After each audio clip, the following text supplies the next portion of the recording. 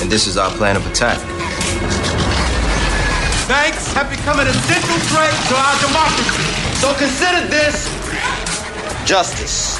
Thank you for listening to Revolution Radio at freedomslips.com, the #1 listener-supported radio station on the internet.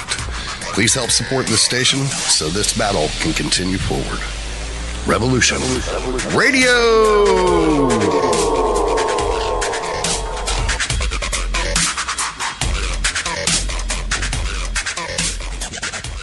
The opinions expressed on this radio station, its programs, and its website by the hosts, guests, and call-in listeners or chatters are solely the opinions of the original source who expressed them. They do not necessarily represent the opinions of Revolution Radio and freedomslips.com, its staff, or affiliates.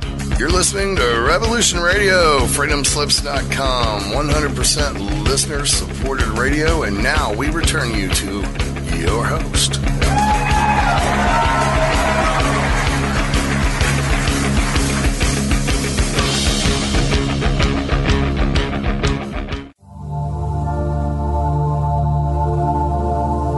Welcome to Sacred Matrix, a divine paradigm of love and universal consciousness, with your host, Janet Kira Lesson and Dr. Sasha Lesson.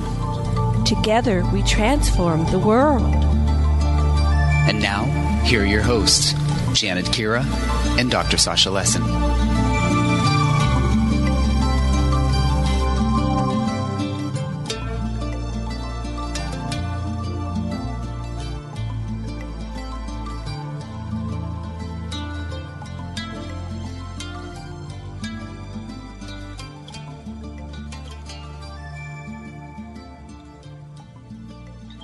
Aloha, everybody, and welcome to Sacred Matrix on Revolution Radio at revolution.radio. And I'm your host, Janet Kira Lesson, with my co-host, Dr. Sasha Alex Lesson, and our producer is Thomas Becker.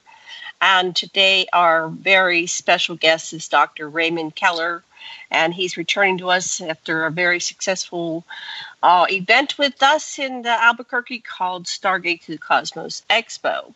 And Dr. Keller is a retired history professor, currently serving at In Touch and Concerned, a United Way agency providing accessible and affordable transportation options for persons with disabilities, seniors, and veterans in Monongalia County, West Virginia. Okay, he has recently come out with his second and third books in the Venus Rising trilogy. And the two new books are called Final Countdown, Rocket to Venus, and The Cosmic Rays, Excellent Venus Adventure. And Dr. Keller's books explore various facets of conditions in life on Venus and in many dimensions from a perspective of conspiracies, history, theosophy, ufology, and current events, especially space research. To date, the first book, Venus Rising, A Concise History of the Second Planet, has won Wild Card Awards at both the Southern California and London, United Kingdom book festivals. So we are going to go into some exploration of the books that Dr. Keller has written. Dr. Lesson, are you there? Do a sound check, and what would you like to say before we bring on Raymond? Well, my own research has indicated that the Draco comet that was coming in to destroy Maldek and eventually became Venus, and the Dracos came to the surface with 7 domed cities and put the moon in place, Luna, from which to settle Lemuria and so forth. So I've got this whole background on Venus. I'm utterly fascinated. We actually had Olmec on our show too, so we absolutely know a lot about Venus that's being hidden. But one of the things that Ray's book that I've been reading just blows my mind is he shows how it is that people can travel there. I just want to read you this one quote from his book, that ancient peoples would observe Venus when there was an alignment of the sun and Venus and Earth in a certain way, and they call it the terrible goddess with the long flowing hair. And that meant, wow, there's going to be explosions all over the place and things like that thing in Siberia that knocked down all those trees, and they were all going out from the center. Well, it might have been an explosion of a meteorite above, but it might have just been the tail of the witch goddess. Anyway, I'm really eager to learn more about Venus and about Thor. Oh, right. Thor. So yeah, and Venus every morning is so bright. She's right outside my window, and I look at her and I go, "That's not a planet. That's something weird." I mean, there's some energy coming off Venus that is very, well, it's extraterrestrial because it's not terrestrial, but it's just, I don't know what it is. But go ahead, you explain that to us. Dr. Yes. Keller, welcome to the show. I think that Helena Blavatsky, the co-founder of the Theosophical Society, put it best. She said that Venus was the most mysterious, powerful, and occult of all worlds. Yeah. And what does she mean by that? She means that of all the planets in our solar system and in our sector of the galaxy, that Venus is the one that exerts the most influence on the course of human history. That seems so. Now you're going to go into great depth and explain to us, like, all the things that have happened in relationship to. I mean, what's going on in Venus? What's its relationship to Earth? What about who's coming back and forth? How long have they been doing this? Have they seeded the Earth? What are all these things that are going on? Okay. Go ahead, okay. Dr. Keller, take it away. All right. Well, Venus has been the home planet of an advanced civilization for millions of years. It has a 2 billion year jump on the Earth as far as the development of life and cosmic evolution, the cosmic evolutionary process. From Venus have come many great teachers or avatars that have lived and worked among us, guiding us from behind the scenes and heralding a new age. And so go ahead, continue. Tell us when did they start visiting the Earth? What about Velikovsky's theory of how Venus came to be? How accurate is that? Can you tell that theory to our listeners?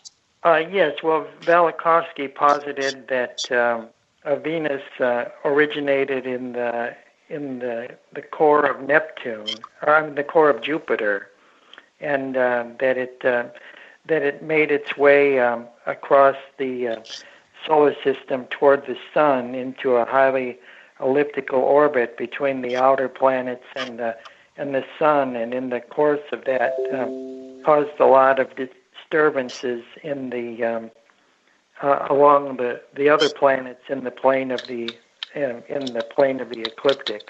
And as to when exactly that occurred, there's a lot of speculation, but there's certainly a lot of justification for Velikovsky that I do explore in the first book, Venus Rising: A Concise History of the Second Planet. And can you explain more about that? Who is Velikovsky, and why are his theories important? And yes, where do you? You go ahead. Emanuel Velikovsky was a scientist, and he was an associate of Albert Einstein as well. And a lot of his papers are in the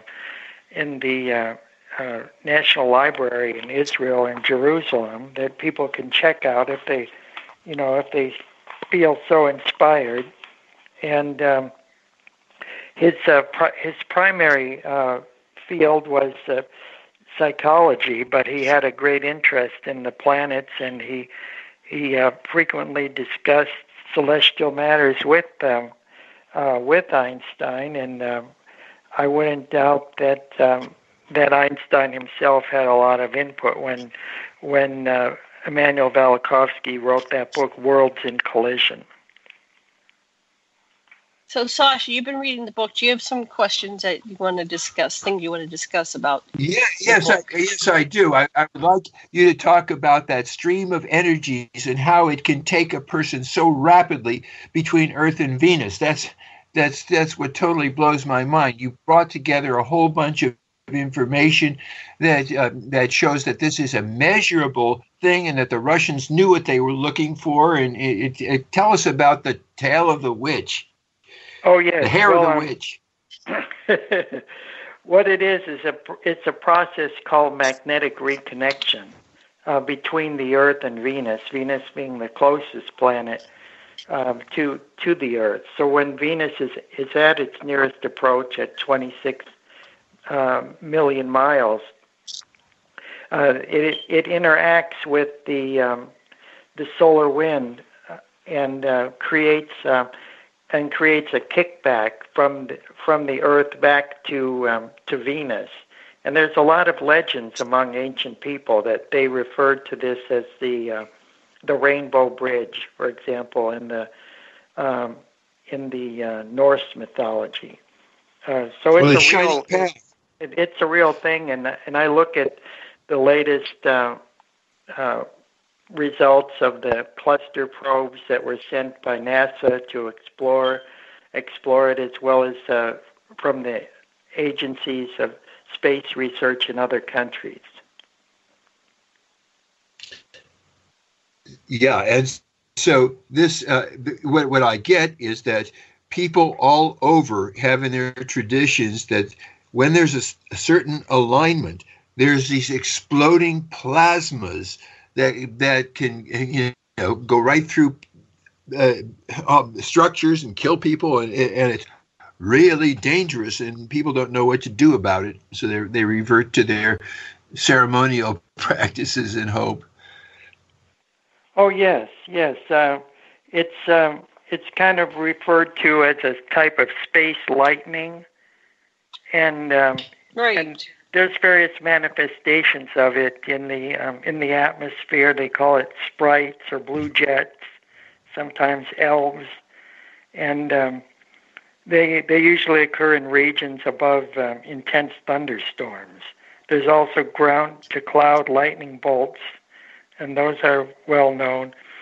And a substorm could also have exploited similar pathways. Substorms they're basically electrical discharges within the Earth zone tail region, and these gravitate toward our planet's polar regions, where they're studied as a cause of enhanced aurora displays. So what it is that some scientists have speculated that during the time of the Tunguska event, which was on June 30th, 1908, the Earth was nearly opposite to the position of our departing moon. It was in eclipse of the sun, a known factor in the facilitation of altering our planet's geomagnetic condition. While all this was occurring at the same time, a solar maximum was taking place. So the solar outbursts, they brought with them the potential for additional activity in our own tail region, a phenomena observed by numerous observational satellites. And it triggered an intensification of auroras.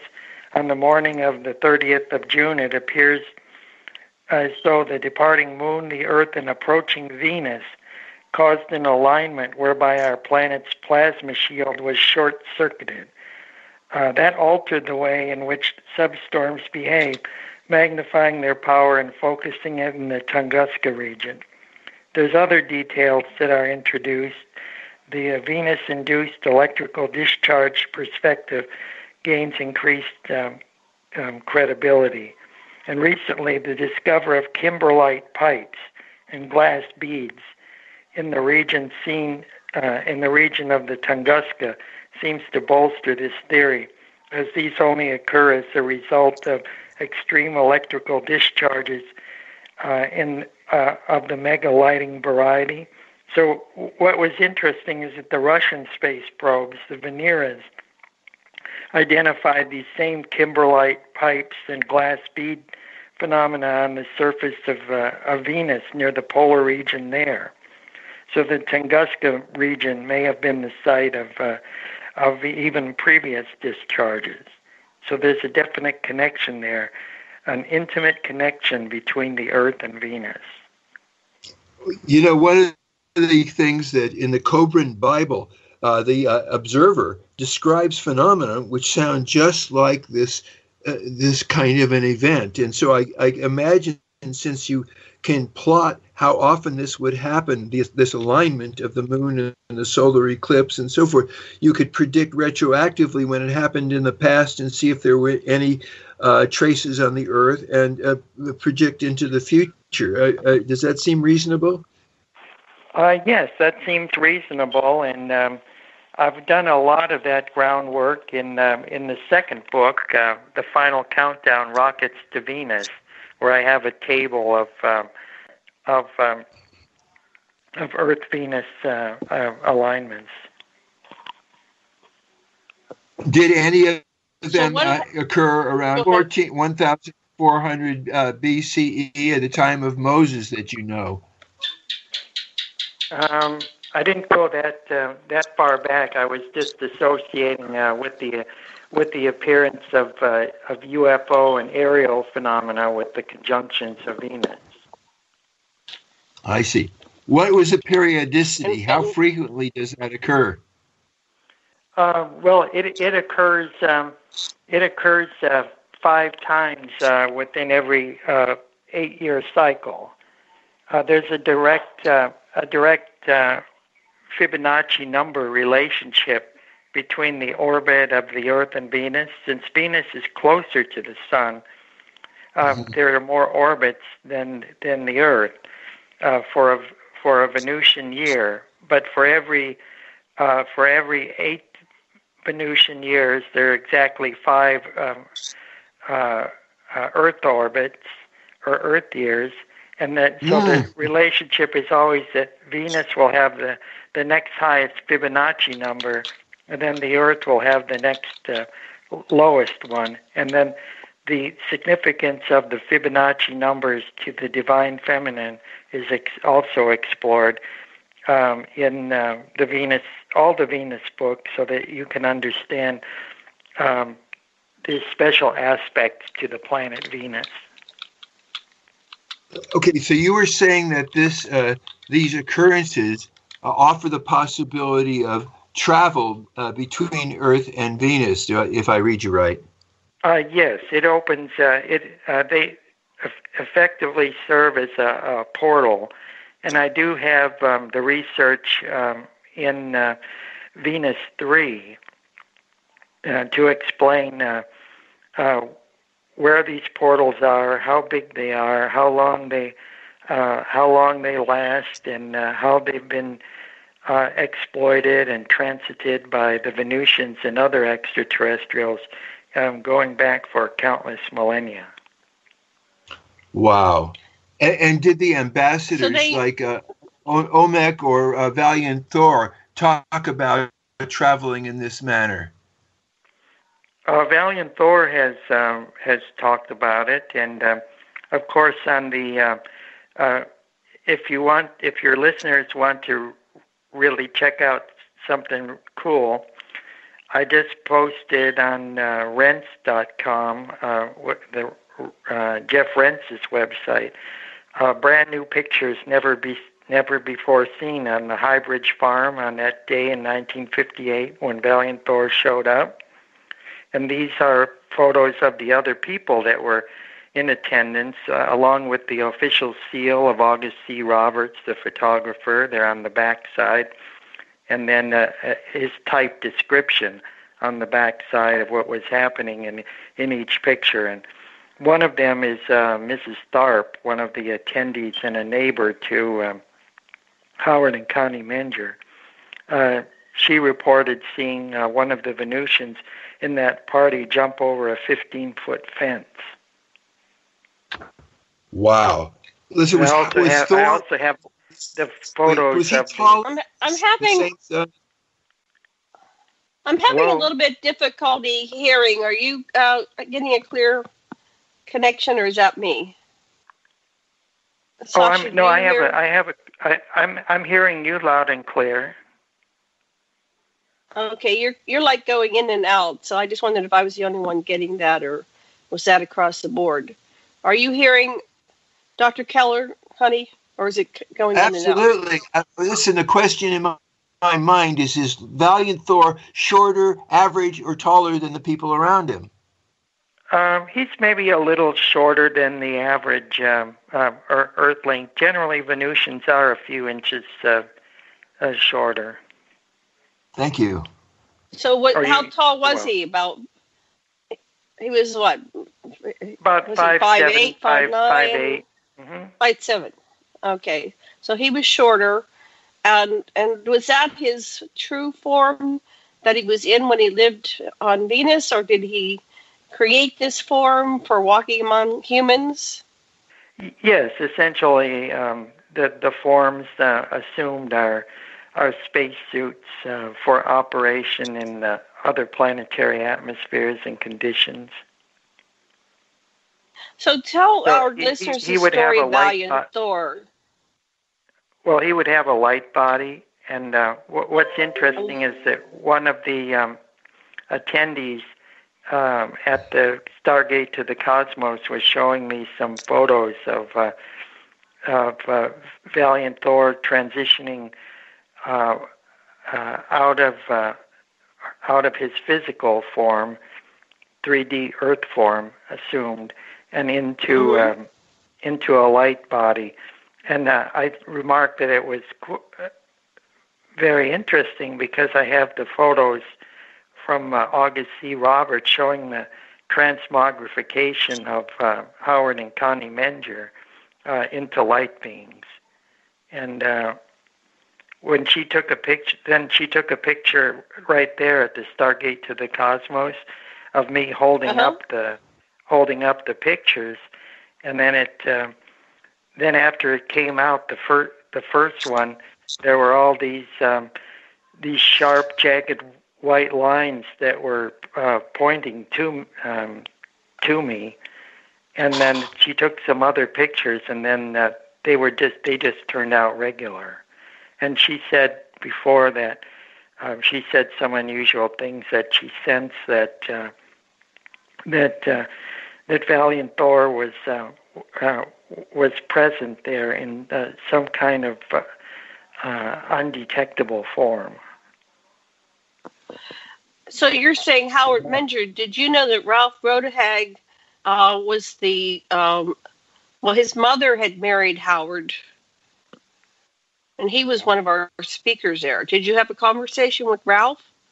Oh yes, I did. We had a marvelous conversation, and I'm going to send him some of my photos.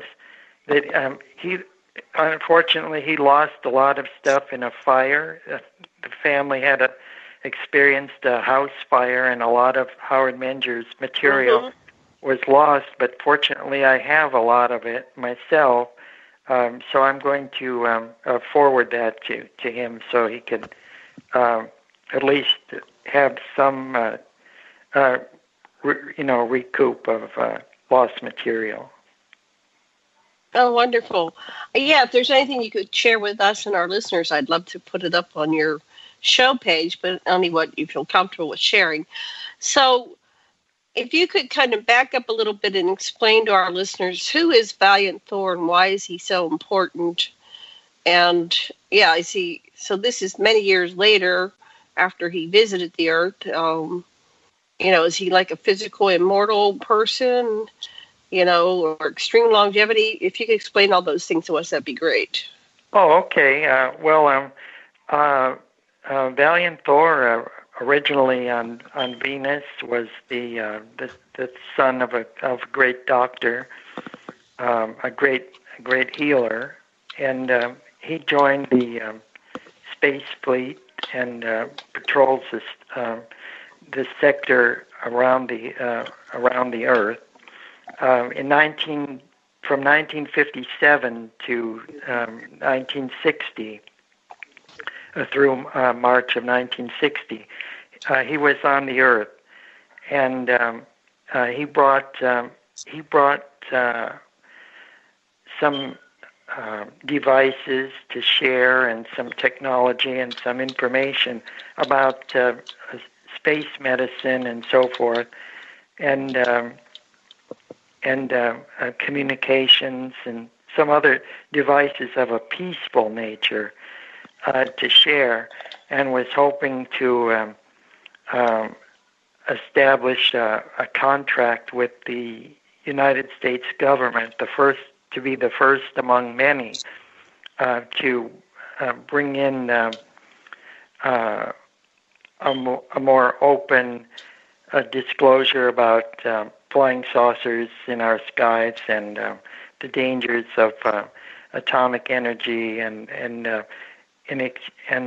help from the Venusians. But unfortunately, that mission did not succeed because of people in high places not willing to go along with it and give up their power. And well, the whole story is I related in the Venus Rising book, and there's also some new information there as well about the history of Venusian presence on Earth, and they're coming to our defense against alien attacks on numerous occasions, and working to curtail rogue elements that have tried to do some bad things here on Earth. Can you give us some examples of those incidents? What are the rogue elements? Who are rogue elements? Okay. Are they human or extraterrestrial? Or yes, extraterrestrial. There's an account going back to the 4th century with a Venusian space commander named Victoria, and she was fighting with she had been fighting with the Dracos previously over the area of the Mediterranean basin, and through the centuries she became revered as a winged goddess, like an angel type goddess, and she came to the Roman emperor, who wanted to build a great statue and temple and everything for her, and told him not to do it because that they're not gods and they don't need to be revered as gods, especially in backing any kind of imperialist aggression against other peoples. And so the Roman emperor conceded and didn't do it, didn't build a temple to her.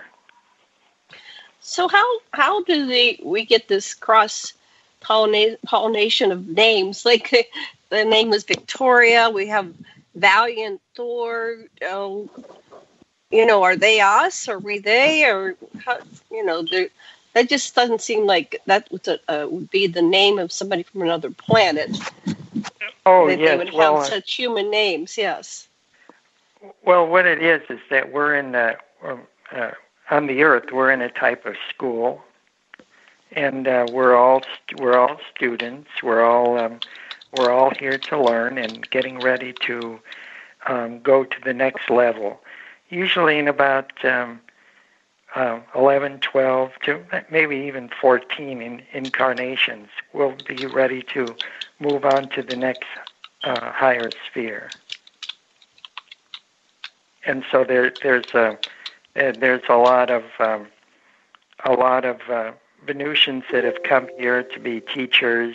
Rumi said there was about 4,000 on the Earth at any one time, but mm-hmm. you can be sure that number has been augmented since the dawn of the atomic and space ages, when we have the potential here on Earth to not only blow ourselves up, but to wreak a lot of havoc with all the other planets on the plane of the ecliptic in the solar system, connected by that solar wind. So the names that they're adopting for their names, like Valiant, Thor. There was a comic book in the 50s called Prince Valiant, And then around the same time, we have Valiant Thor. Are they watching us to get their names?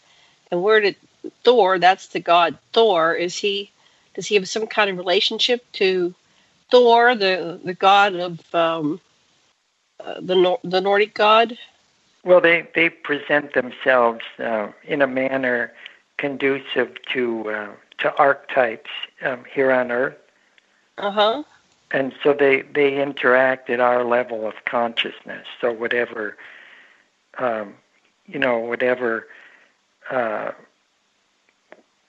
we perceive them to be, essentially they can become it. Okay. If you catch the drift there. So we're creating their identity, or they have that separate from us, from our perceptions. They'll appear to us in a way that we can relate to them. Mm-hmm. Oops. Sasha, you have questions, feedback? No question, but when I hear the words like Valiant Thor, it makes me smile. It sounds like silly compared to something else. It's almost like he's trying to be lighthearted about it. Oh, well, the thing about it, the Venusians, they do have a good sense of humor. I do have to say that. And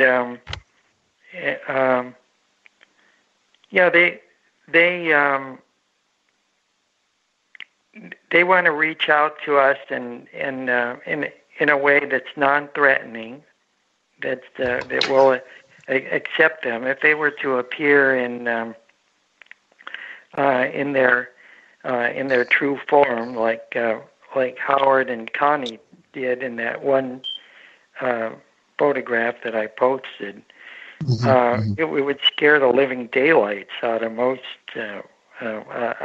people. So yes, well, even of my own Venus books, it has been said that it sounds like science fiction. But of course it's not, and that's why I put all the footnotes in there. And anything that's in those Venus books, you can actually check it out. They're all in there, documented and footnoted, Chicago Manual of Style, 14th edition. Yeah, you can check it out for yourself and see that it's... Oh, definitely wonderful books. I can't put your book down. I started reading the last of them. I absolutely cannot stop doing it. What people are left hanging with is about Valiant Thor, about why his mission failed and who was the higher ups who made sure that the offering of these wonderful technologies was turned down just so we could continue with the terrible armament races. Oh yes, the powers that be have too much to lose, even within the Soviet Union and the United States. There were people that and forces, vast forces that wanted to continue this the conflict of the Cold War, and if the Cold War ended and switch over to some other kind of conflict, because there are beings out there who thrive on conflict and exercising power and dominion over other people. You know, how in the Bible it talks about principalities, powers, and dominions. These are the things that we fight against. It's not so much the physical armies, but there's a spiritual warfare going on out there for sure. So who are these beings that benefit from conflict? Have they been identified? Oh yes. Well, the thing about it is that one of the messages of the some of the contactees has been, that it's all peaches and cream out there, but it isn't. The universe is a vast place, and there are an infinite array of species and intelligences out there. Some in human form, some not. And Helena Blavatsky, the great spiritual teacher, she had said that the immensity of space is filled with intelligences, even with the rays of the sun. These are intelligent beings. The Egyptians realized that they were sources of illumination, not just for light, but for knowledge as well. And but there are plenty of bad guys out there. Recently, Paul Hellyer was a defense minister in Canada during the Pearson administration from, I think, 1963 to about 1966. He informed us that on Russian television, on RTV, in an interview, that he was well aware, and the Canadian government was well aware, not only from Project Magnet and Wilbur Smith in the 50s, but also from contacts within NATO, North Atlantic Treaty Organization, that there's about 80 species of extraterrestrials that are here on the Earth, and not all of them have the best intentions. So that's what we were looking at Stargate to the Cosmos.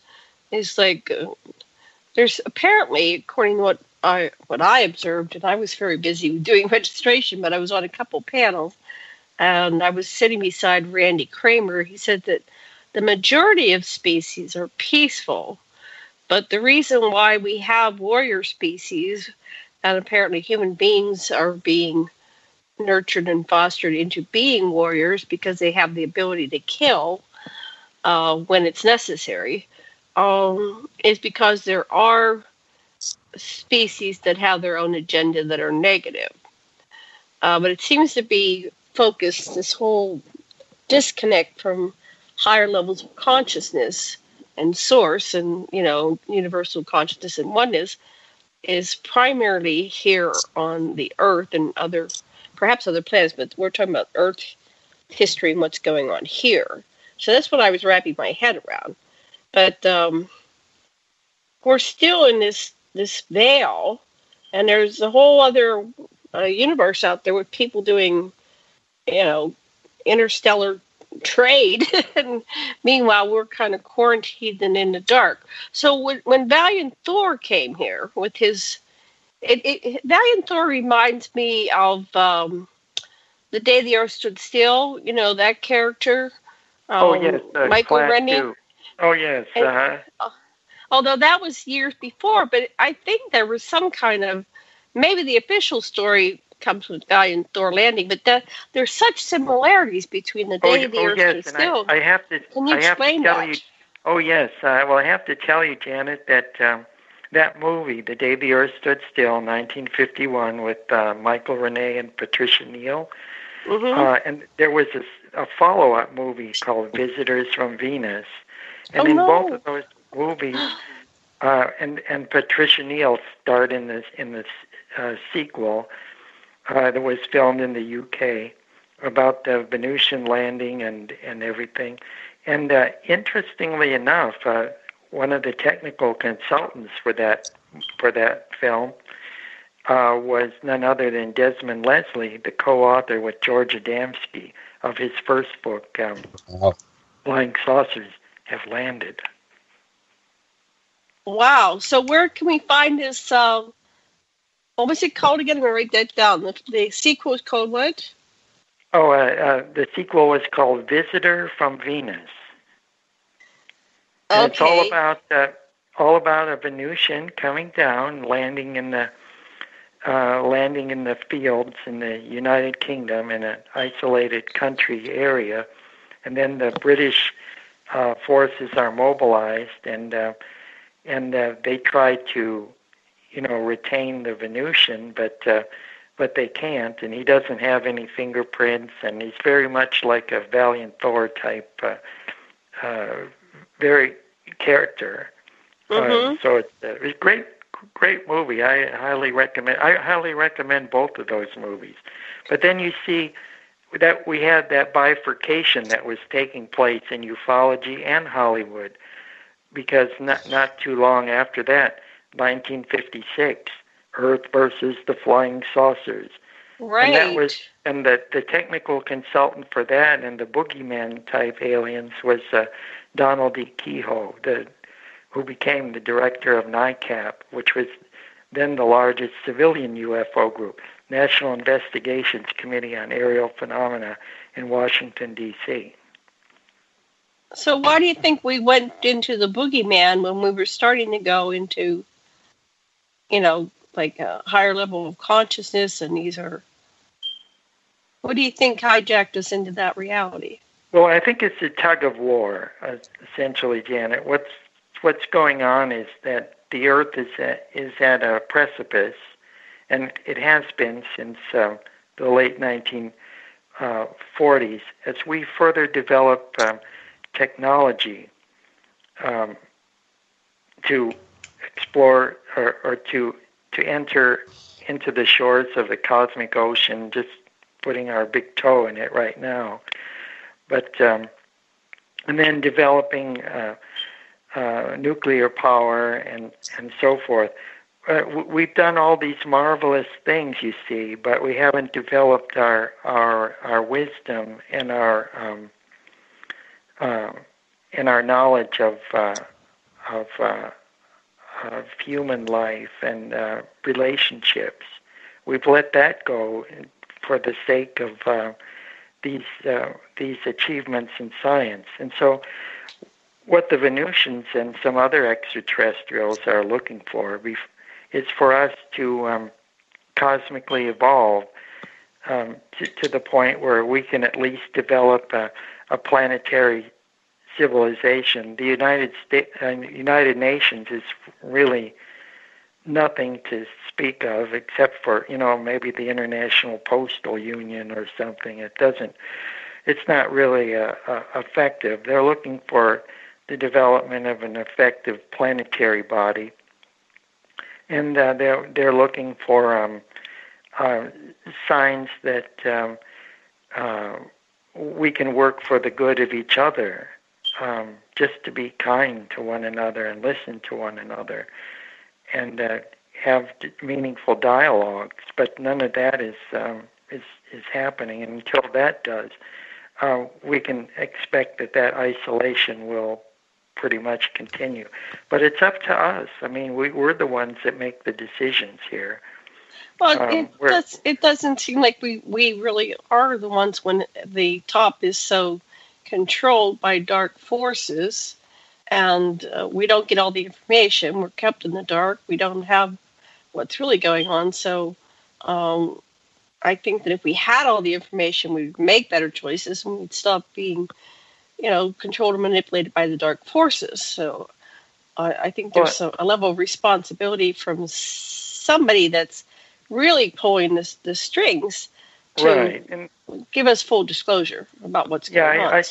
I see what you mean, of course. Well, the people in the first century, the time of Christ, they said, if you're the Christ, why don't you send down 40 legions of angels and clean up this mess? But it's up to the human race to evolve, and unfortunately, that process takes place in the hearts of one individual at a time. But we're getting there. We're getting there. So let's look at that. They haven't given up on us. So what would that look like, though? It's so abstract when you say something. You look in the hearts of man and this and that. If we could put that down into doable things that people could do that are tangible, that they can understand, we might actually be able to accomplish this. So what are they looking for? What are signs that a species is opening their hearts, that they're doing these things? Can you give us something tangible? When they begin to transcend the systems in place of economic exploitation and racism and so forth, and they begin to work together. I mean, these systems will eventually. People will eventually outgrow these kind of systems, and when enough of them have, it'll be like a snowball effect.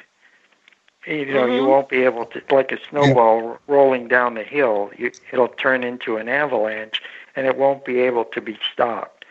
So that the powers that be can rest assured that they might as well enjoy their day in the sun while they have it, because you know, it's going to give way eventually. You know, Right. I think one thing that people can do straight away is not be cruel to animals and not treat, you know, massive pigs with cruelty and chickens in cages their whole existences, and stop being cruel to animals and other people. Oh yes, that's a great reflection of the human condition, and it's interesting that you would say that, Dr. Sasha, because that was one of the messages by Mahatma Gandhi, the great teacher. That we should that when he asked where should we start with all of this, and he said, well, how about being kind to the other fellow inhabitants of this planet? The animals that surround us, pets and livestock and all that. So definitely, yeah, I see that as a good, excellent starting point. So if we can do this individually, like each of us take personal responsibility for correcting our own course and being kind, and starting with communication and perhaps treating animals nice and moving towards being vegetarians or shifting. That's what I'm looking for. What can we do? Obviously, like, getting rid of within our own selves any resemblance of racism or sexism or, you know, things that make you feel superior to somebody else just because they're a different race, color, creed, you know, sex, gender, whatever. Is that something that might help if we just started with ourselves? That's what I keep getting. Definitely, and the reason for that is because, you know, as you practice living these higher things, of which there is no law against, you know, being kind and doing these things and treating animals respectfully, and you know, working with various groups to alleviate the human condition in one way or another. As you do these things, you're entertaining angels unawares, and eventually you'll enjoy some open contact with Venusians and others, and other beings, emissaries sent to this world, and you'll have your own disclosure. You won't have to wait for the government to tell you what's blatantly obvious. So what kind of contact do you have, Raymond? Because I have contact all the time, and it's really hard to explain to people. And I feel so bad for people who don't, because they just don't understand what's going on there. What kind of contact do you personally have? Okay, well, I'm not a channel of any kind. I couldn't channel my way out of a wet paper bag, but I have had physical contacts with Venusians and some other extraterrestrials on many levels. A few of them even showed up at some events. Okay, tell us about that. Yeah. Oh yes. Well, I was in Columbus, Ohio, recently, and received some information, and I better not talk about that one. But okay, what can you talk about? But I'm curious. Talk about that. I was in Pennsylvania, and there was a flash of light in the woods. I was up sitting. It was on the 70th anniversary of Kenneth Arnold's sighting of 9 disc-shaped objects over Mount Rainier and the age of flying saucers. And it was also, so it was the 24th of June of 2017. So it was the 70th anniversary of Kenneth Arnold. And so I was going to introduce my 2 new Venus books, and I was setting up inside, and there was a flash of light in the woods, and these two women came down, and they were met by a couple of people out there, and escorted them into the campsite in the woods, and they had said that they were Lady Aurora and Lady Columba, that they were emissaries sent from the Queen of Venus to honor the book presentation, and there was a photographer there from a local paper, and he took some pictures of them, and I think they're published. Lon Strickler's site, Phantoms and Monsters, has a picture of them. They were wearing these black pantaloons and red. They had red sashes and these kind of purple flak jackets and raspberry berets with gold and diamond bumblebees on it. Wow. So they had their own style, their own fashion. Yeah. What you're saying, this is very interesting to me, that they have royalty. Is that a royalty of a genetic line where some people boss other people? What's the deal with royalty? Well, they do have a matriarchal society that's ruled by a queen on Venus. Does she rule by fiat, or is there any kind of feedback? No, actually, every female is a potential queen, but they elect one in a ceremony held every 3 years to represent them. Elect? Oh, my goodness. Is it divided into districts? Could you tell us a bit how they run things on Venus? Oh, yes. There's 51. There's 51 autonomous regions, and that there's also 51 solar systems that are aligned with the planet Venus in a galactic federation of light, and they have 601 planetary members, planetary bodies that are also represented in it.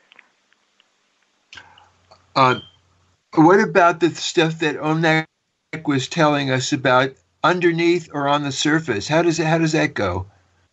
Okay, what our sister Omnek was telling you was that on the third dimensional plane, in our level of existence, that there actually are some structures on Venus that can be seen, although most of the work in the third or physical dimension are done underground. Wow. See, the planet Venus has only 81% of the gravity that the Earth does, although it is actually approximately the same size in diameter. And this is because Venus is crisscrossed with these lava tubes, and it's so it's not as dense. And in these played-out lava tubes is where many of the cities and transportation networks and everything are constructed out of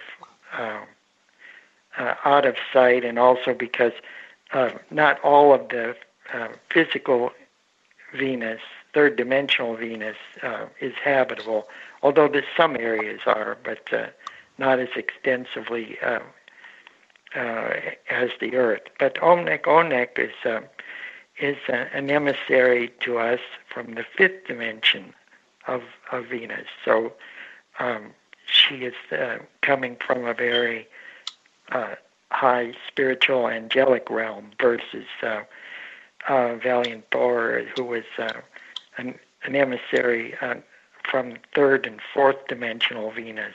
Fourth dimensional Venus is one that's accessed or presided over by the Metrons. They're sort of intergalactic timekeepers. Metrons. Can you say some more about them? Oh yes. Well, the Metrons they guard the space-time continuum, and they check and they research the flow of time and try to correct any kind of distortions or chronal anomalies so that they could restore balance into the into the continuum. Okay. So are they physical beings or interdimensional? No, they're physical beings. They're physical beings. Although they can revert to beings of light. Okay, well, let's hold that thought. We're coming back in 5 minutes after a commercial break. We'll see you in 5. Okay, in 5, standing by.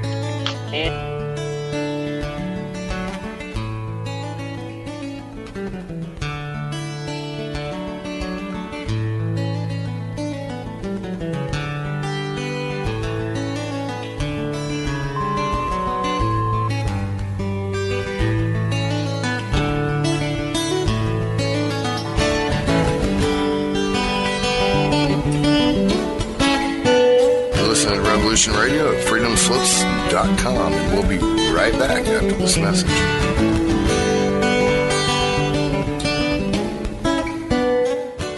You need some more than speed records in this day and age. You need coverage. Coverage? Oh, you mean them little root weevils that crawl around popping off cameras in your face? Those root weevils write history. Many of you know that quote by Jack Nicholson in A Few Good Men. You can't handle the truth. Well, you can, and Event Horizons will give you those truths. So when you're mad as hell and not going to take it anymore from that memorable CNN network, you'll know just what to do. We will draw you in and become your news addiction at Event Horizons. Join us Monday through Friday from 10 a.m. to noon Eastern Time at freedomslips.com. Revolution Radio. Our world team members are Dennis Fetcho, John Ilias, David Dunger, Hyla Cass, MD, Melanie Richton, Jim Mars, Paula Harris, John Trallo, Maria Payan, Christopher Husser, DODDS, Jonathan Orchard, and me, your anchor, Dr. Robin Falco. If you decide not to volunteer, it will not be held against you in any way. Sounds dangerous. It is. Very dangerous. Count me in. And that's right here at Revolution Radio, freedomslips.com, where information never sleeps.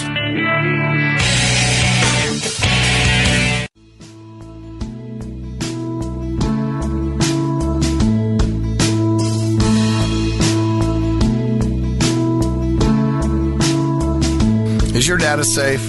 Do you have the necessary information to assist you in confidently living through just about any survival situation? Is survival and gardening, off-grid living, medical knowledge, or even natural or man-made EMPs on your list of personal concerns? Do you have your documents and your personal information in a safe place in your hands where you know where it is? Well, check out our preloaded EMP-proof thumb drive. Over 3 gigs of survival documents and how-tos, plus the USDA offline food preservation website, and much, much more, including a surprise bonus we just can't tell you about here. With plenty of room left over to store your most important documents. Imagine if a megavirus or a computer failure took out your bank, or all the banks for that matter. Are your banking records safe in your hands? So when they get things fixed and repaired, you can say, hey, look, this is what I had. You have it. I want it back. Is your personal data safe family records, addresses, phone numbers? Well, squeeze on over to freedomslips.com. Yes, that's www.freedomslips.com. Click the banner on the homepage for the EMP-proof bullet drive to get the full scoop of everything that we offer. So, folks, keep your data safe for your peace of mind. Revolution Radio, freedomslips.com. You don't need to expect us. We're already here.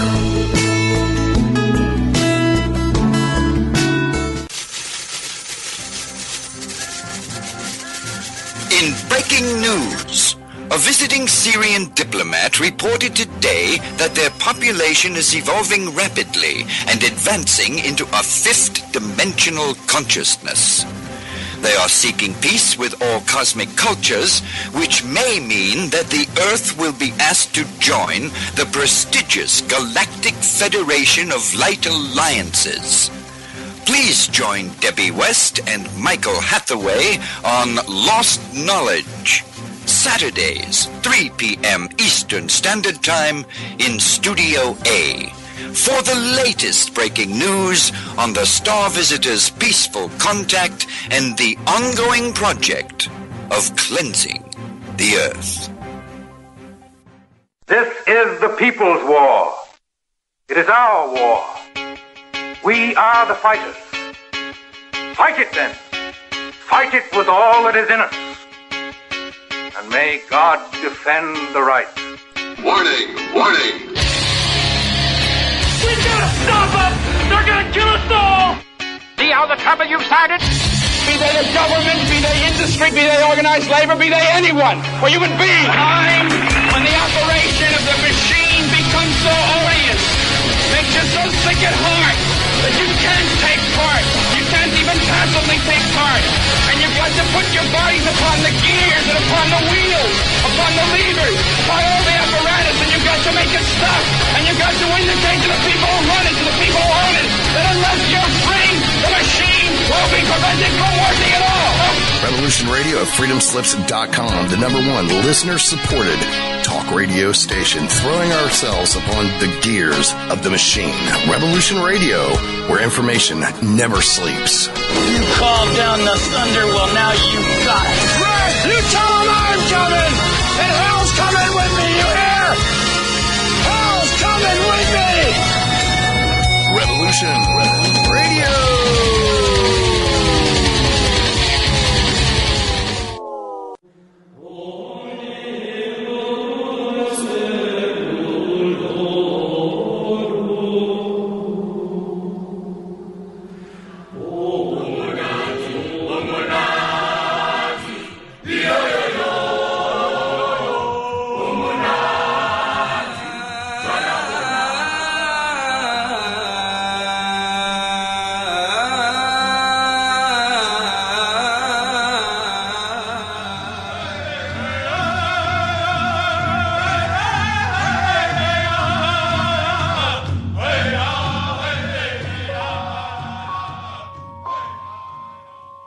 Join Revolution Radio every Wednesday, 8 p.m. Eastern Time on Studio B for Momentary Zen with host Zen Garcia at freedomslips.com, the People Station.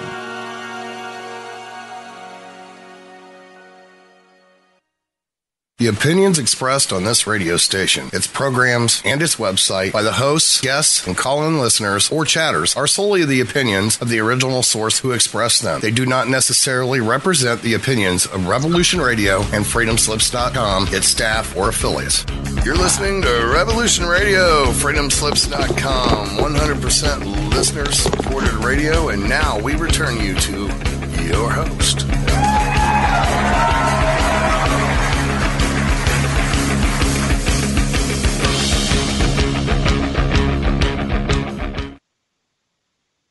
Aloha and welcome back to the Sacred Matrix on Revolution.radio, and I'm your host Janet Lesson with Dr. Sasha Alex Lesson, a mad painter. Thomas Becker is our producer, and our guest is Dr. Raymond A. Keller, and we're talking about all things Venusian. Bob, before we get back to Venus and Dr. Keller, I'd like to remind everybody to please go over to that donation button on Revolution.radio and make your donation this week. And we appreciate whatever you donate, $1, $5, $15, $20, $1 million, whatever you donate, we greatly appreciate, because we are here because of you and your donations.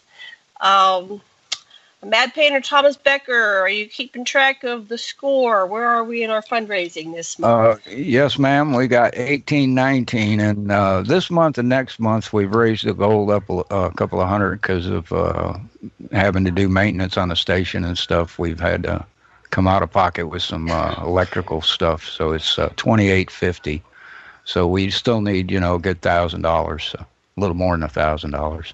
Okay, end of the year, be generous. I know you've got Christmas stuff, but if you can give us a couple extra, then we would greatly appreciate it. Dr. Lesson, are you there?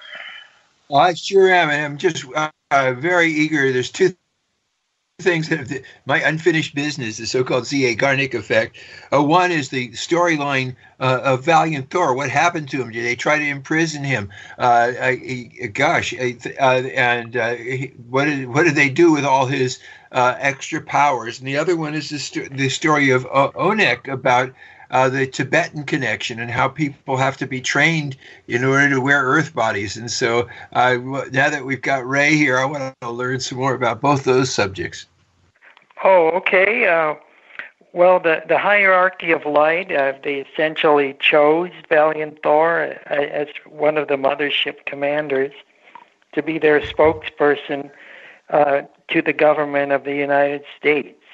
And Valiant Thor had landed a scout ship, a lone scout ship on the outskirts of Washington, D.C. in Alexandria, Virginia, on the 16th of March of 1957. He was met there by two police officers with the weapons drawn. And apart from the Cuban Missile Crisis, this is probably one of the tensest moments in the history of the planet Earth. Can you imagine if the police officers failed to follow the established protocols and shot the Venusian emissary, wounded or killed him? What kind of dire consequences would have fallen on the Earth? But anyway, the commander is a very patient, understanding man, and he accumulated years of experience in clandestinely living and working among average Americans before beginning his mission. And he telepathically communicated his peaceful intentions to the officers, to kind of preempt that they would, fire on him. Mm-hmm. And so the policemen understood that Thor meant them no harm, and so they treated him with due deference. He was ushered back into the back seat of their patrol car, and the two officers then drove the extraterrestrial across a bridge and into Washington, D.C., where they escorted him to the office of the Secretary of Defense, along with 6 of his staff members. That's in the Pentagon. Soon the two officers were joined by police from every consecutive district and agency in the area, and they were all vying for the right to escort Commander Thor into the office of then President Dwight David Eisenhower. So Commander Thor projected telepathic message to all the assembled officers and thanked them for their concern, but assured them that no further assistance would be required. In other words, he'd just be content to go and see the president in the custody of an Air Force captain, the military officer that was in the room, the one who had the highest rank. In the meantime, his presence in the Pentagon threw everybody into a tizzy. So the introduction he held from the hierarchy of light destined for President Eisenhower could best be described as kind of an electronic letter, like a contemporary tablet, electronic tablet. The letter it contained was displayed on a glass panel and could quickly be translated from the Venusian language into contemporary American English with the touch of a finger. So you've got to keep in mind this was 1957, so that kind of graphic computer technology probably appeared like magic to people that were in the room. But anyway, this Air Force captain that Dr. Frank Strange simply referred to as Gould, in lieu of his real name, dismissed the gathered crowd from the room. Finally alone with Thor, Gould asked the Venusian visitor if he would like to join him in downing some plain bourbon. Thor respectfully declined, but the captain poured himself some of the potent liquid in a shot glass, gulping it all in one big swig. And then the Air Force officer commented, "My God, why couldn't this have happened on my day off?" Thor looked quizzically at Gould as he poured himself another shot, when all of a sudden the door opened and 6 armed military guards entered, leading the Venusian to an elevator that carried him to the bottommost maximum security level. From there, Thor was transferred to an underground train that sped him on to the White House for his meeting with the president. Now, a lot has been written about that underground train to confirm its existence, and apparently it connects all the way with the Greenbrier out in West Virginia, the Greenbrier Resort, which is... I've been on that train, and there's a public part, but if you just pay attention and look at where they're going, and this has been 20 years since I've been here, maybe closer to 30, that thing was going to go from coast to coast, from the top of the U.S. to the bottom, all the way up into Canada. So they had made huge progress when I was there in the 90s. So that's been known. So it makes sense, yeah. So they took me in this underground system. Yes. So there's a lot more about in the government that we don't know about besides just UFOs. Mm-hmm. But in a matter of minutes, the subway transported the Venusian and its military escort contingent to a platform hundreds of feet below the White House. It was here that the alien and 6 armed guards were joined by 6 military officers and 3 Secret Service agents, who accompanied them to yet another elevator that would take them up to the White House, exiting at an alcove adjacent to the War Room. From there, they took another elevator up to the first floor in the Oval Office, where they met with President Eisenhower. And from behind his mahogany desk, the president rose while the Secret Service men remained nervous and uneasy. As Thor extended his hand to shake that of the president, the jittery Secret Service men drew their revolvers and pointed them directly at the Venusian. The president gave a nod, signaling that it would be all right, so the agents reluctantly lowered their weapons. President Eisenhower then remarked, "Of course, you know that we have suspended all rules of protocol. I have a good feeling toward you. Please, sir, what is your name, and where do you come from?" To which the gentleman from space replied, "My name is Valiant Thor, and I come from the planet your Bible calls the morning and evening star." "Venus?" "Yes, sir. Can you prove this?" the president asked. "What do you constitute as proof?" he quickly retorted. "I don't know. Will you come with me to my ship?"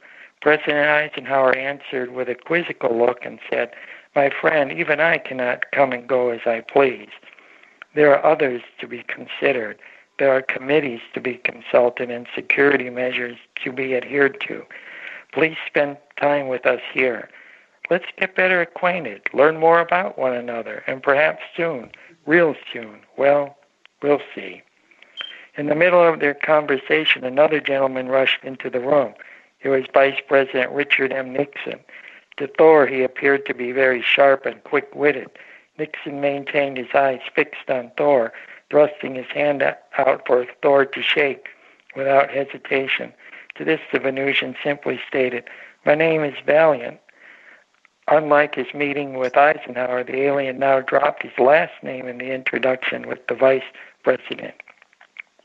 "You have certainly caused a stir for an out-of-towner," remarked Nixon, who smiled and added that, of course, we're not totally convinced of anything just yet. But suffice it to say, we are checking and double-checking everything you say and everything you do.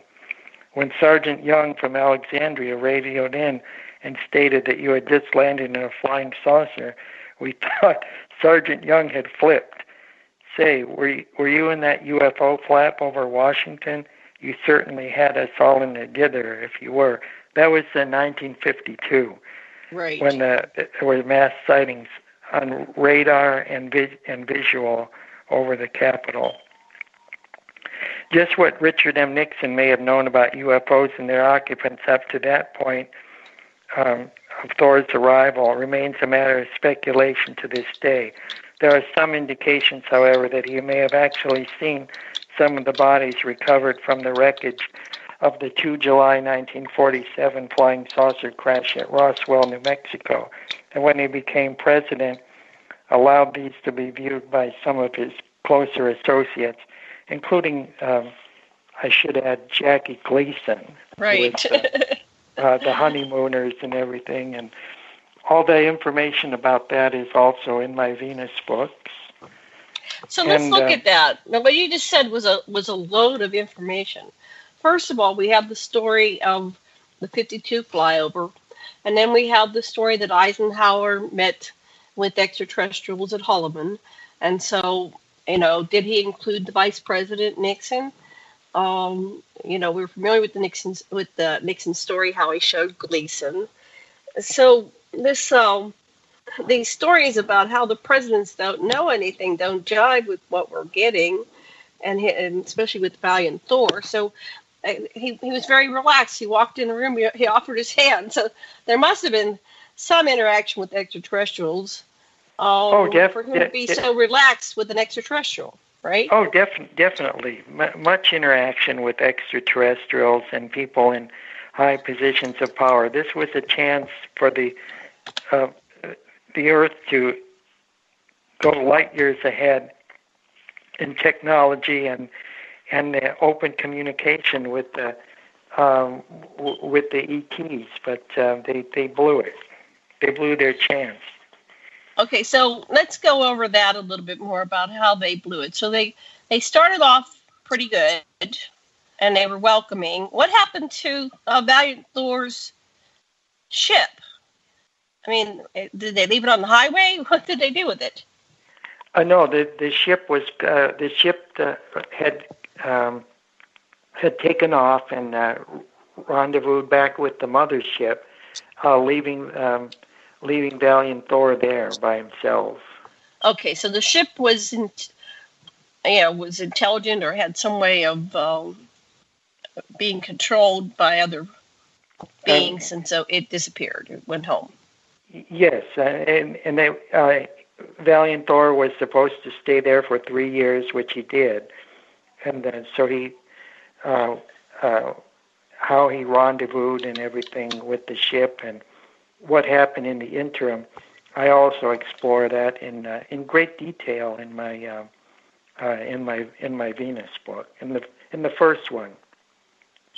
That's Venus. So then, what Rise. happened that it went south? That it went sour? What happened to this potential? We would be in a different timeline. This would be a different world had this played out differently. So what happened to make it go to the point where it's totally hidden and disconnected? What had happened is that everything from the clothes to the physicality of Valiant Thor to devices and technology, he was constantly pressured to release more information, and of course he wasn't going to do that, and he had the power. He was empowered to take whatever measures he needed to protect himself, and he could literally put on a cloak of invisibility and walk out of there, but that wasn't what his mission. His mission was to build a bridge of peace to the United States of America. So he did stay there for 3 years, and the technology that he did share was in terms of peaceful use of nuclear power and also space medicine. So what do you mean by space medicine? Well, it wasn't until April of 1961 that Yuri Gagarin was the first man to go into space. But of course, plans were underway to put men into space, and Valiant Thor contributed to various committees and councils about the study of man in space and manned space flight for peaceful exploration of space. Right. So he was contributing. So what was going on? We had Valiant Thor visiting us here in the United States. Was anybody else aware that this interaction, around the planet, that we were having interaction with extraterrestrials? Why did they choose the United States and not choose another, the Russians or the Chinese or whatever? What was going on that level? Well, other powers were contacted, and George Adamski did comment on this. There was a Cosmic Bulletin that was edited by Ariel A. Honey. That was his secretary. And he did mention that, Adamski did mention that emissaries and scientists, or emissaries from Venus had contacted scientists in various countries around the world to see if they were pliable enough to consider the Venusian option. Sasha, your turn.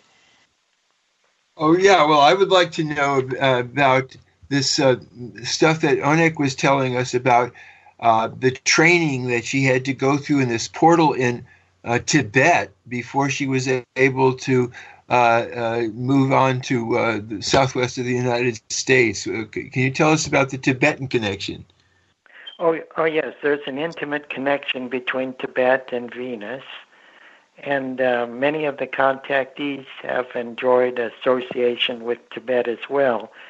George Adamski, when he was 10 years old, went there with his uncle Sidney and studied in Tibet with Tibetan masters.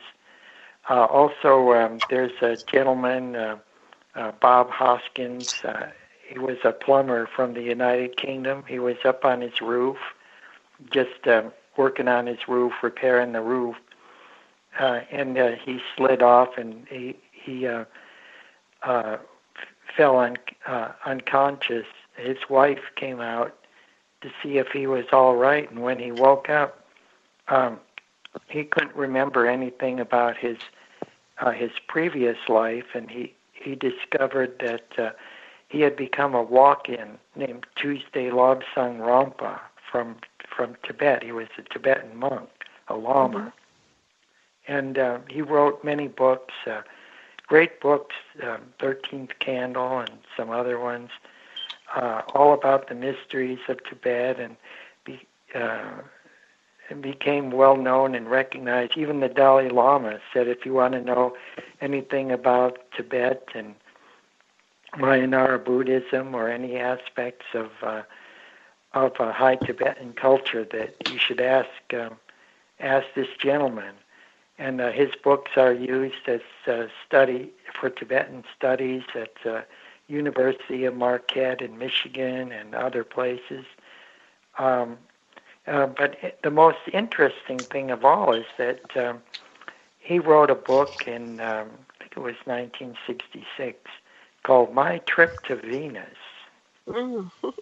And he explains about being on the high Tibetan plateau in a lamasery and going out to rendezvous with a Venusian scout ship that took him up into a mothership, and then they penetrated a light barrier that whisked them to Venus, probably the Rainbow Bridge.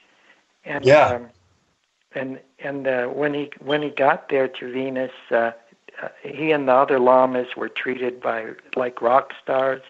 They were greeted by one of the ascended masters from the fifth dimension who had come down to visit with the Venusians and take the time to also visit with Tuesday and to answer his questions. So definitely, there's this definite connection with Tibet and everything Tibetan with the planet Venus. Thank you. Oh, you're quite welcome. So we have about another half an hour. What would you like to cover? What would you like to tell our listeners that that you think it's very important for them to know? Well, I think the most important thing to remember is that we aren't alone, and the Venusians aren't going to let us destroy our planet.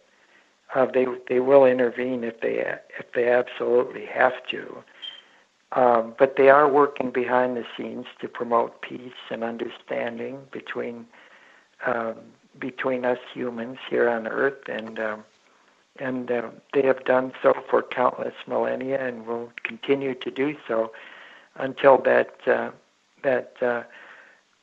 bright and beautiful day when we're accepted as the 602nd planet in the Galactic Federation of Light. And I got that very clearly, that it is called the Federation of Light. And so I always wondered, where did that come from? I know Star Trek calls it the Federation, but I got, no, it's a Federation of Light. Well, it actually comes from the Greek hierarchus angelicus tau photos, which means angelic hierarchy of light. Uh-huh. So you said that they're not going to let us destroy, but how much devastation will they allow us? We're wiping out species. We've got whatever this is going on with all the fires and the storms, and there's something going on which is probably in reaction to our abuse of the environment.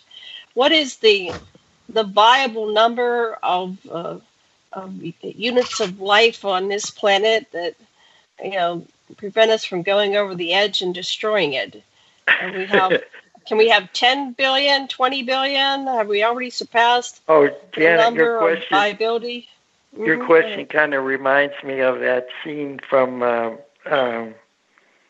Coneheads, where these two secret agents come over there disguised as Jehovah's Witnesses, and they say that there's only going to be 144,000 people left on the earth, and then the alien Conehead says, I think your number's a little too optimistic. Right. I mean, I know an intelligent species. I've interacted with intelligent extraterrestrials, and they know the analysis of here's an ecosystem A, and you can only have X amount of humans and whatever, and that study's been done all across the universe. So here it's just like a crapshoot, and everybody breeds like rats and rabbits, and so are they going to intervene on that level, or are they just going to let us? We'll survive, but we'll be mutated with 10 arms or something. What's going to happen here? They'll intervene at the point that it's going to affect them and our other brothers and sisters in the solar system.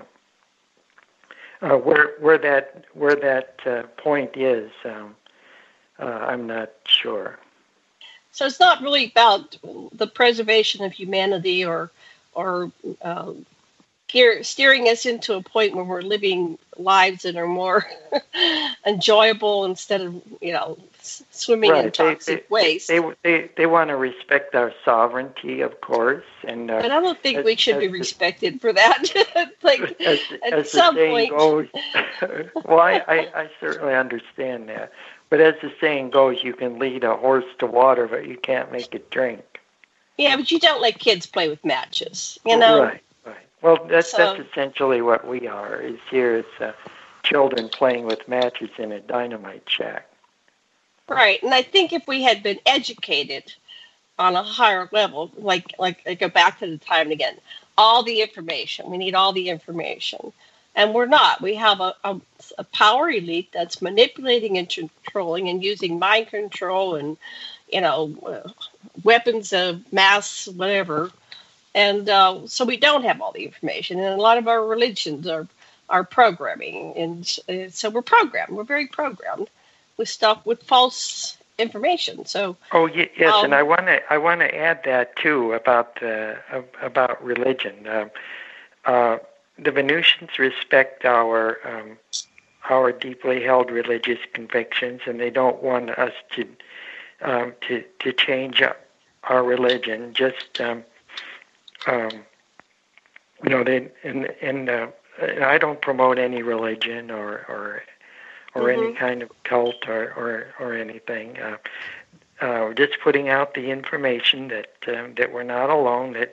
That despite what NASA and Never a Straight Answer, NASA, and all these other groups tell us, and so-called scientists tell us that Venus is uninhabited, that it really is inhabited with a brilliant and enduring civilization, and that we don't have anything to be fearful of from our neighboring Venusians. Is there such a thing as a prime directive? I guess what I'm attempting to explain here is that we have been screwed with by species that have violated the prime directive of non-interference. When a species that's more advanced intervenes or screws with a species that should not be messed with because of the prime directive, are there any protocols in place to correct this course that has been steered into a negative direction? Oh yes, there are, and you can be assured that many a disaster has been diverted by Venusians and other friendlier ETs here on Earth. That the situation would be much more dire and intolerable had they not acted in the past. And I explore one of those cases in the Final Countdown Rockets to Venus, where the Americans at NASA had developed this Project A-119, which was to detonate nuclear bombs on the moon. I'm serious, and I have all the documentation, actual pages from the document in my Venus book. They wanted to do that to show the Russians that we can extend our power even to the moon and beyond. This was before 1966 and the signing of the first non-proliferation treaty for the expansion of nuclear to limit nuclear weapons in space. But this Project A-119 was going full power, and Dr. Carl Sagan was even involved with it. Can you believe that? And oh yeah. So I've got all the documents on it, and then I provide the account of what the Venusians did to sidetrack that program. Because if it would have gone through, that the repercussions on the Earth would have been quite severe, because the backside of the moon is inhabited by Venusians and others that have a space base there. And I have photographs of it taken by a Russian satellite imagery probe that went, the lunar orbiter probe that went over there, the Soviet one. It shows dome structures and cities on the backside of the moon. It's the moon-based Clarion, where Commander Aura Raines, she's a Venusian commander. She presides over it. So let's go back in time even further. How does this story correlate with the Nazis and their ships in the Vril? Are they a part of this cosmology, or do they tie in some way? Is that, in your world, is that a true story or false story? What about yes. Well, in Admiral Venus, Byrd and all that stuff. Yeah, go ahead. In my third Venus book, I explore that in detail. Also, to some extent, in the second Venus book, and And there really was a Vril society, and there were connections to beings on the planet Aldebaran who had interacted in their star empire with various alien species throughout history, to include the Venusians, and you can read about that in the third Venus book, and as well as a fantastic flight by a German astronaut. This was on the 1st of January 1945, just a few months before the collapse of the Third Reich, and they had a prototype rocket. And what happened to Colonel Gunther Specht and his connections with various German companies that were working to fabricate a New York rocket that was supposed to fly into the Empire State Building, and how that got diverted, and it's all documented. You can check out every footnote in there and see that it's not science fiction, and it's not made up. It's all for real. So how do you come by all your research? Do you just look through books? Do you have somebody directing you, guiding you, leading you? Yes, with the help of Venusians, and also going back to the mid-1960s. I published the Flying Saucer Report in Bedford, Ohio, and I worked very closely with Earl J. Neff, the director of the Cleveland Ufology Project, Ray Barker of the Saucerian Press, and Jean Duplantier of Saucer Space and Science in Willowdale, Ontario, as well as Gabriel Green of Amalgamated Flying Saucer Clubs in California, and many others in my youth. And so I have all the files from that. And in the second book, Final Countdown Rockets to Venus, there's a reprint of an article in the National Enquirer from 50 years ago that explains how I got involved with UFOs, and it shows me holding up a photo of a Venusian scout ship that's hovering over a railroad trestle in Walton Hills, Ohio. How does this information tie in with Billy Meyer and the Semyazi and the Pleiadians? Oh, well, the Pleiadians, there's definitely a plethora of civilizations there, not just the one that Billy Meyer was in contact with. I think it was from the planet Era. But a lot of people don't realize it when they think of the Pleiades as the 6 or 7 in the star cluster that you could see in the vicinity of Taurus. Mm-hmm. And they don't think it's anything else other than that the 7 sisters mentioned in the Bible. But now with our space technology and telescopes and everything, we know that there's at least 250 suns, just like our own, in the Pleiades group. Mm-hmm. And so that it's a countless number of planets, both on the physical and paraphysical levels of beings for contact from the Pleiades. And I should add too that even with our own solar system, people like Mark Probert and Meade Lane from Borderland Sciences Research Association, they told us back in the day in the late 40s and early 1950s that, hey, if you think that there's just 9 planets in our solar system, you're fooling yourself. There's at least 60. But many of them are on the etheric level, so we can't see them with the normal eyesight. Wow. But we can detect them from radio waves and other astronomical phenomena. Right. So that we know that they're there because they affect the orbits of other planets, the perturbation of orbits of other worlds. And then, final question, I'm going to pass questioning over to Dr. Lesson. How does this the story of Venus tie in with the Anunnaki and the ancient aliens?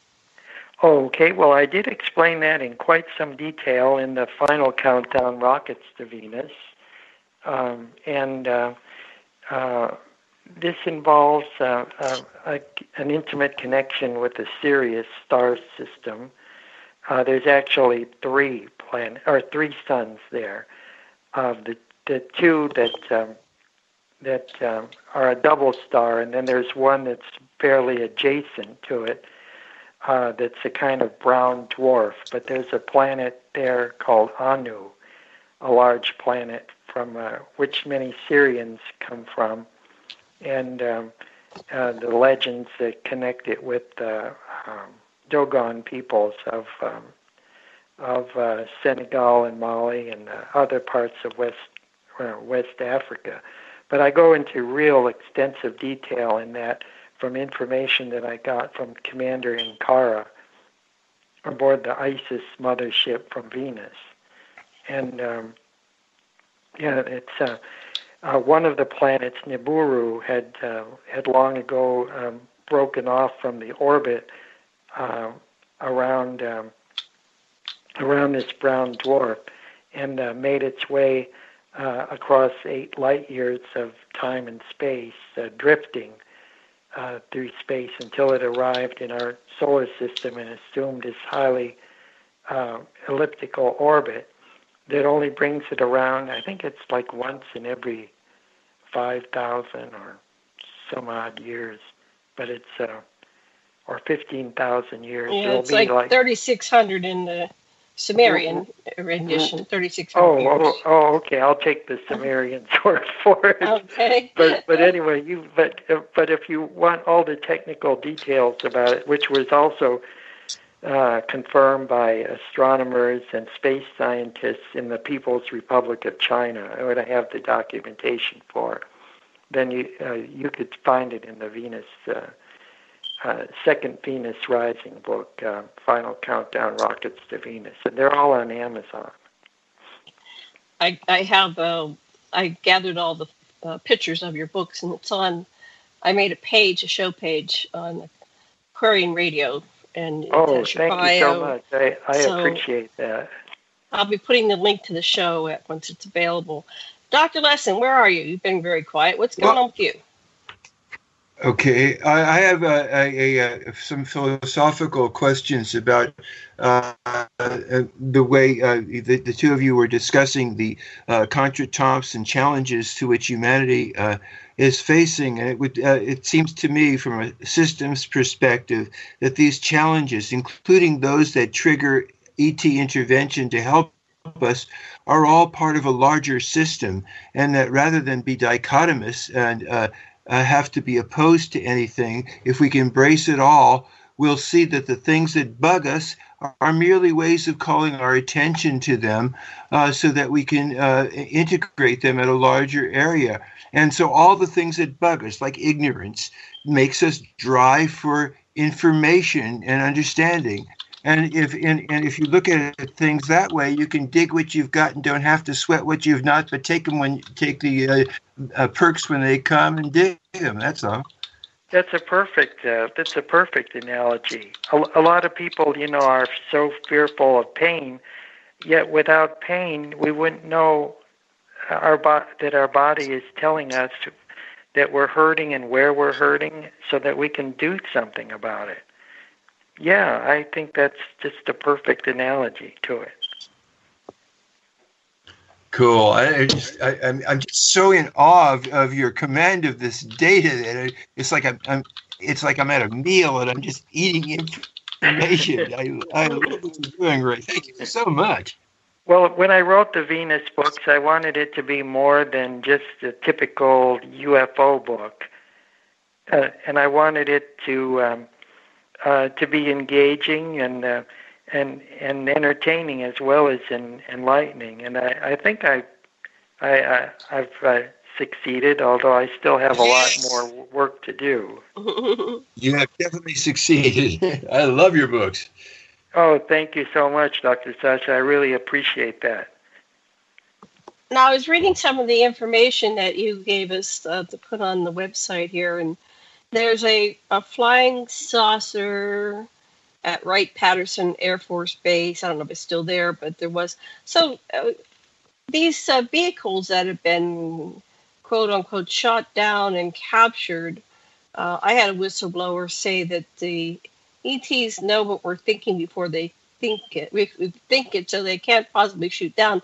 That these vehicles that were so-called, quote unquote, shot down are actually kind of like delivered to us intentionally to help us reverse engineer and catch up, because they need us to catch up to help figure out how we can, all become conscious and, start doing negative, deleterious things to the world and to, like the nukes are harmful to everybody everywhere.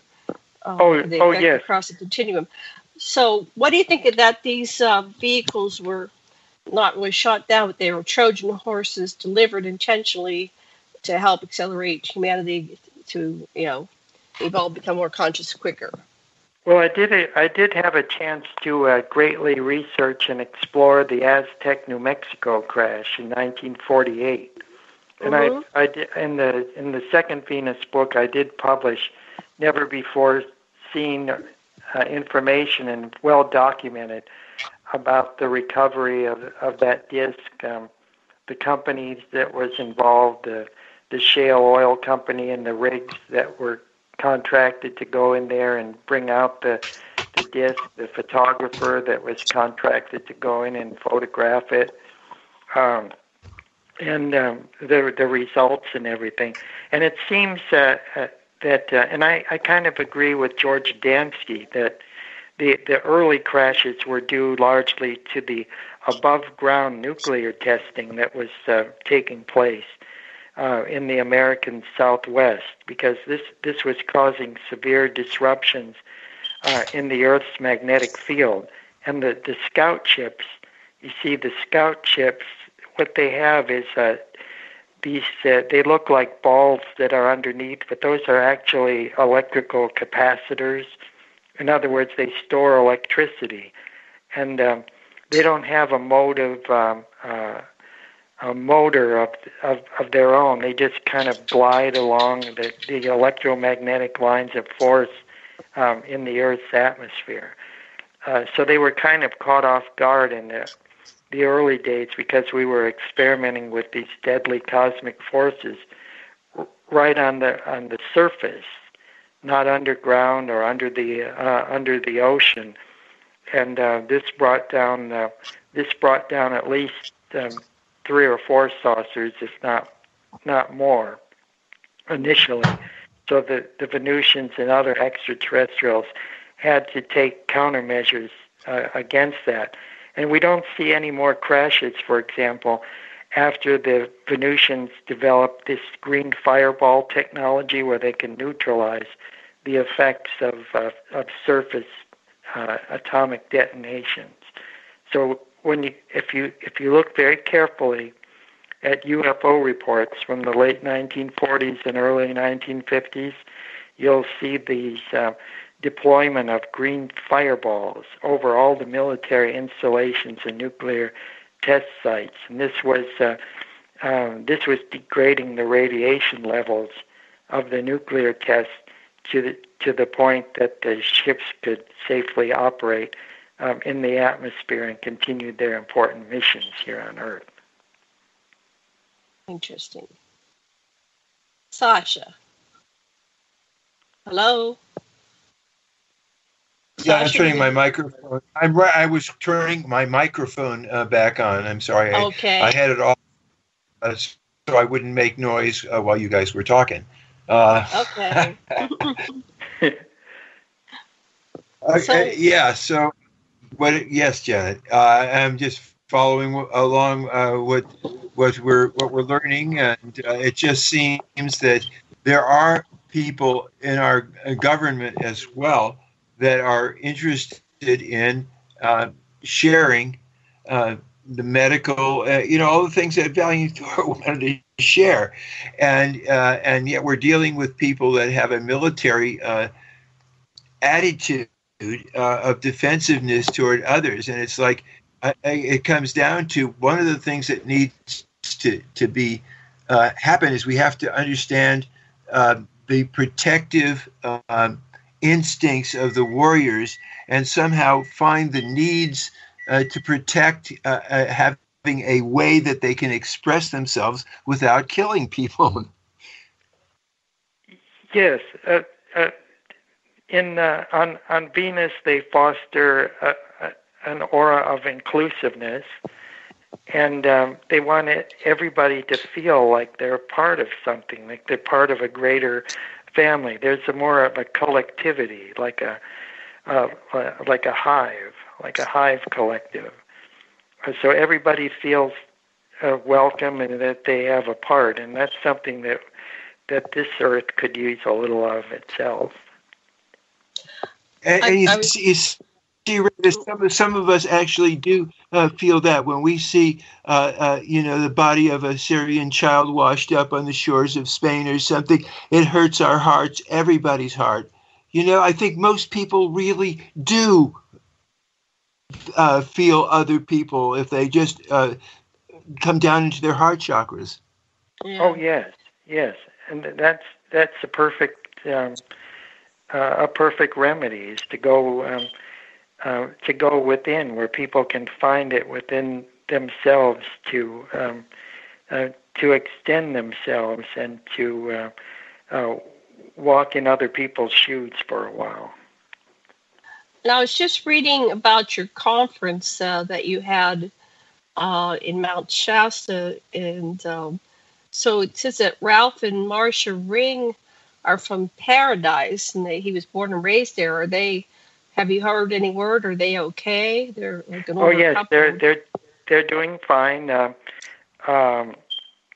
Frank Chile, who's in touch with many of the contactees, has said that they're safely in a hotel outside of Paradise, and I felt so grieved because my latest book, Cosmic Rays, Excellent Venus Adventure, has a whole chapter in there titled Paradise, California, and it's all about that city and how it became a UFO mecca and a base for Venusian operations.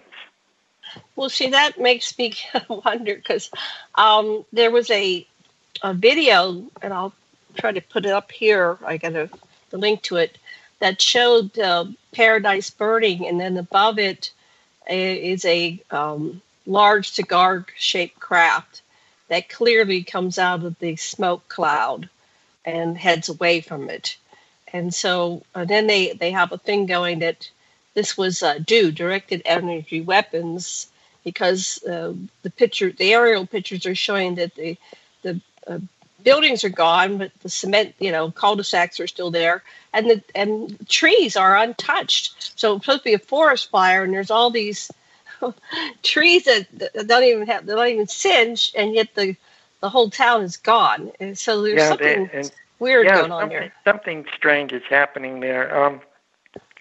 Well, it's interesting, the history of Paradise, because Pal and Dixie Garrett formed the first interplanetary spaceship club, first flying saucer club in the United States. It was part of Daniel Fry's, one of his understanding units, and also worked very closely with George King and the Etheria Society, and they sponsored a series of lectures in Paradise in the early 1950s from Les Crandall, a chiropractor from Los Angeles who was in contact with the Venusians and wrote several mimeograph books about life on Venus and the Venusian mission here on Earth, as well as, and I learned so much more with my own. I was invited by the city of Paradise to come there and do a presentation at the library, which I did, Friends of Paradise Library, and all about the history of flying saucers over Paradise. And I was so well received, and the people were so kind, and I was just totally heartbroken when I heard the news about what happened over there. Yes. Somebody might have been hitting the Venusian connection there, and it wouldn't be surprised if it was the CIA and their HARP weapons. Oh yes, they say it was because of some short in PG&E, specific gas and electric equipment. But I don't know. It's just because when I was up at Mount Shasta with the Omnek, there was 2 forest fires that were converging on the area, and a lot of people couldn't make it to the From Venus with Love World Conference because of the roads being blocked out. You had the Mendocino fire coming eastward, and then from Redding, California, to the south, you had the Redding fire that was moving northward. So a lot of the roads were blocked off, Freeway 5 or Interstate 5, and we were up there with Louis Martens too. He did a sky watch, and at first we saw a few zigzagging ships, but then the smoke from all the fires was raging in, and we couldn't see anything. Wow. And we're out of time. Tell us about your website and your books. Okay, well, just go to Amazon.com to check out the Venus books, and I'll be speaking at the Denny's restaurant in Altoona, Pennsylvania on the 30th of this month at 7 p.m. Sponsored by Paranormal Search. We'll have you back again, Ray. Thank you so much. Thank you very much. And a happy Thanksgiving to you and all the listeners. Thank you. Aloha. Aloha.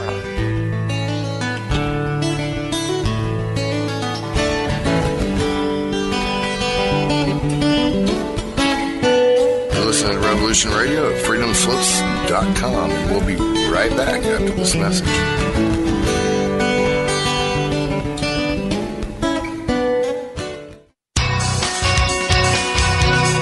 Thank you for listening to Revolution Radio at freedomslips.com. Any commercial advertising you may hear in this program is of the sole discretion and benefit of the host of whose program you are listening to. Revolution Radio does not endorse any commercial products, nor does it accept monetary compensation for on-air advertising of commercial products, nor will it ever. We are and shall remain 100% listener supported. Any product advertising on this program are considered used at buyer risk, and Revolution Radio shall not be held liable for any claims or damages received from any product advertised within this program. Revolution Radio, where information never sleeps.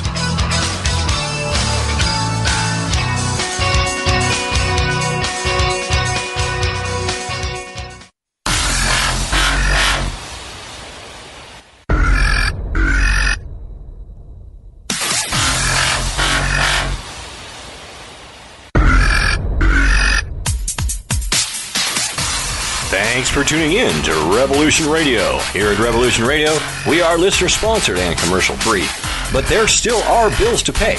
In order to raise some needed funds to cover the cost, our station is offering a silver special. In the continental United States for a $60 donation, or in Alaska, Hawaii, or Canada for a $70 donation, we will send you an uncirculated 2018 1-ounce pure silver Eagle. The $70 donation, the extra 10 is to cover shipping, by the way, outside of the continental United States. When making the donation, you must put Silver Eagle promo in the notes on the donation. And thank you for tuning in to Revolution Radio at revolution.radio and freedomslips.com. Without you, there is no us. Revolution Radio, where information never sleeps.